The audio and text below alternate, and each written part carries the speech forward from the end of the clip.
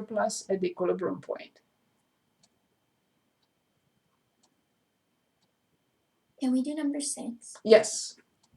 Let's look at number 6, and number 6 is d of x minus 8 everything squared, and s of x equals x squared. Did I copy from two problems? Sometimes I do. X minus 8 squared and x squared. Perfect. This time I did copy from the same problem. Perfect. Good. So we want to find the equilibrium point. How do I find the equilibrium point?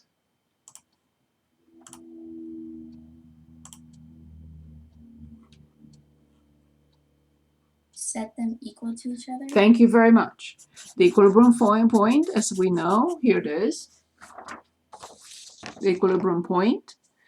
At this point, for x equals a, both have the same number, right? This is the point of intersection. So at this point, they're both equal. And that's what we want to determine. Good. So the left-hand side is x minus 8 everything squared. The right-hand side is x squared. Perfect. This is just algebra. How do we solve this equation? What will we need to do?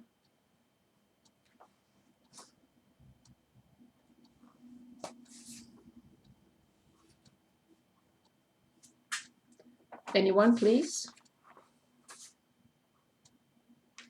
What will be the next step here to solve this equation? You take the square root of both sides. Yes, but then I have to put plus or minus. It's an option. I'm not saying it's bad. But I'd rather expand the left-hand side. You'll see what happens. So when we expand the left-hand side, how many terms we get? 3. Yes, thank you. The first term squared minus 2 times the first times the second plus the second term squared.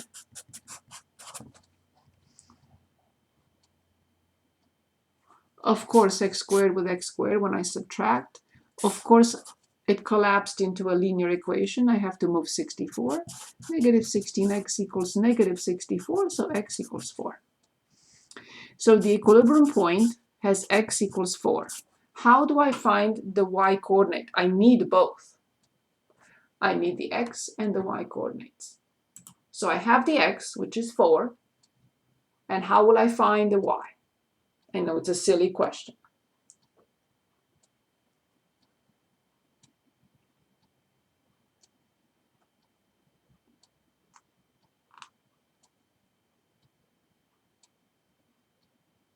Wouldn't you just plug it into the original? Thank you so much. Of course, it doesn't matter where, they have to be the same.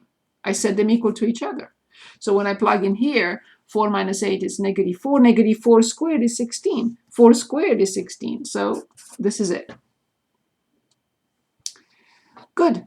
So now the consumer surplus is the integral from 0 to 4, because the picture is this now. 4 is here. 16 is here.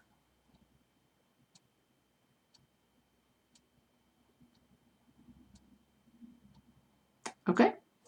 So the integral from 0 to 4 from the demand function, be careful, not the supply, from the demand function, which is x minus 8 everything squared dx, minus this area. How much is that area?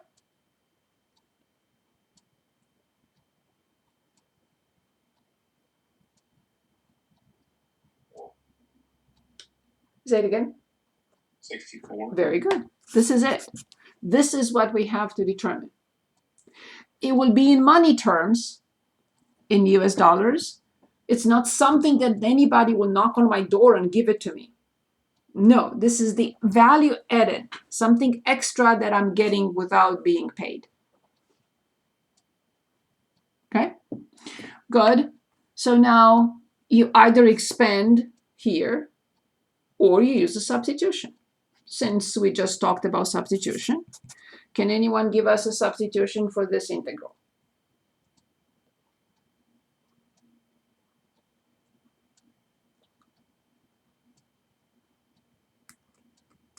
Is it x minus 8? Absolutely. And this is nice. Look at this. dy equals dx. Wow. Excellent. So then from here, I have the integral from y squared dy. Can anyone give us the limits of integration, please? We cannot copy them from x to y.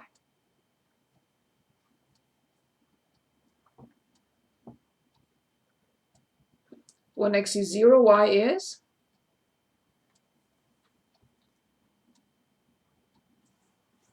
-8. Good. When y is 4, sorry, when x is 4, -4. Very good. Don't forget minus 64.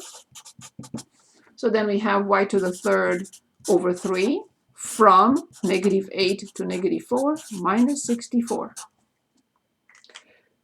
Let's stop for a moment before we continue. Is this okay? Is everyone on board here?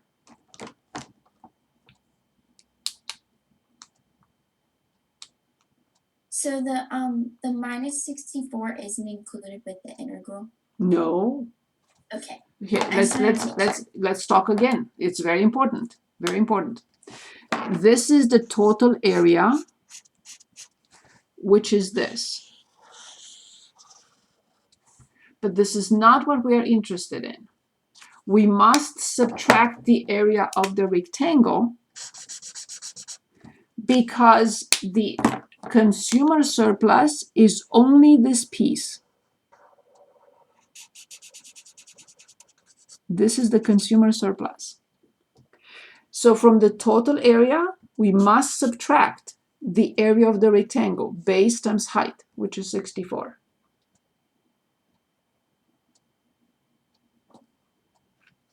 Is everyone on board with this?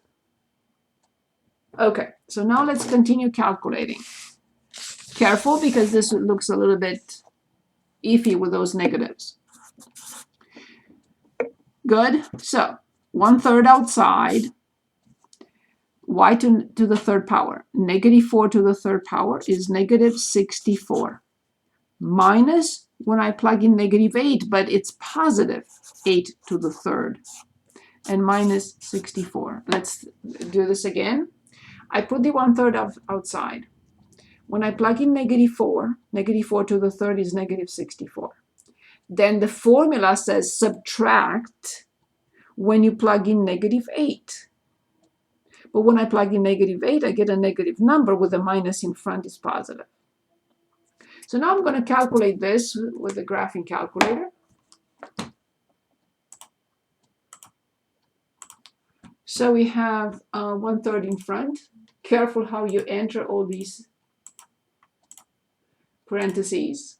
-64 and plus 8 to the third power.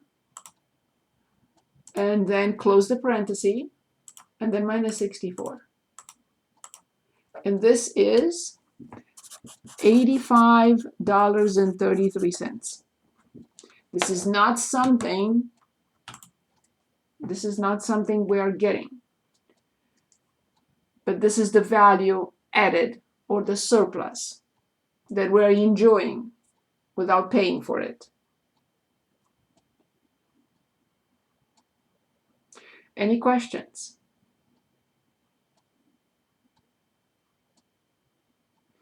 Okay, so now let's go back to the drawing board because we want now to discuss the producer surplus. So we have now the same graph, but this time we are looking at the supply function for any point. So let's say the point is here. Let's say this is A. Let's say this is B.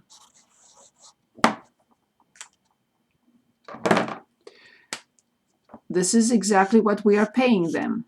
Same thing, that hasn't changed. This is what we pay.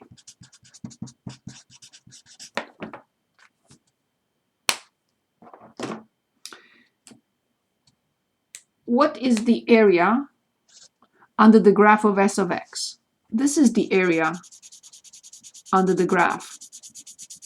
Can anyone tell us how to calculate this area?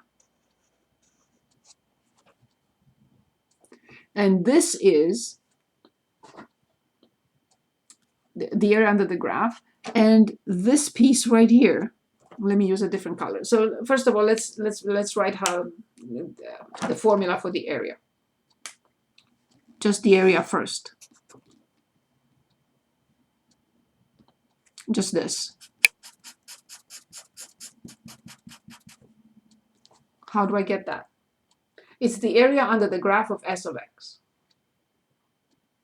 What will that equal to?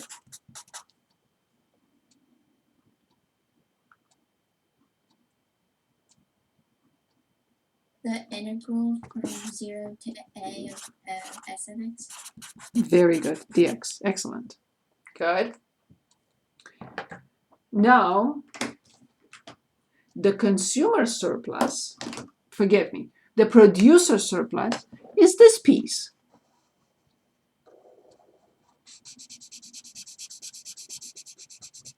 This is the producer surplus. And now let's think carefully. How do we determine the producer surplus?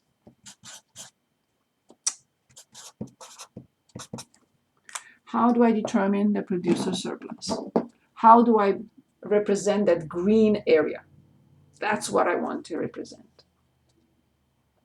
How can I determine that green area? From what I subtract what to get the green area?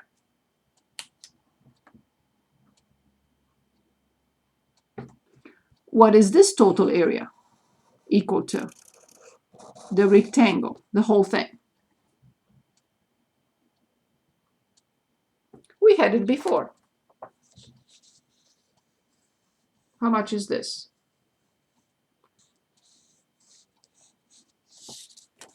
So what is the whole area? So is it B times A A minus A- the Exactly. integral? Yes. From 0 to a from s of x dx. Notice that this is a different function. That's it. That's the producer surplus. From the area that we pay, in other words, we subtract the area under the graph to get this green area, which is the producer surplus. From the total, which is this area, I subtract what is under this, the graph, the area under the graph of s of x, and this quantity will give us the producer surplus. Coming back to our problem. So all I have to write now is the producer surplus. Still 64, because we have the equilibrium point. 64 minus the integral from 0, of course, to 4, but this time from s of x dx. And what is really the producer surplus? Is that little thing that we pay for, but they're not giving it to us. That's their surplus. This is something they enjoy when we pay, but we're not getting that little area. We're not. They're keeping it for themselves. I'm trying to be funny, but that's what it is. So we pay this amount, and that little piece is something that they enjoy and are not giving us anything for it. That's their surplus. So then the producer surplus in this case will be 64 minus x to the third over 3, not divided, from 0 to 4. So it's 64 minus 1/3 times 64. Because when I plug in 0, it is 0.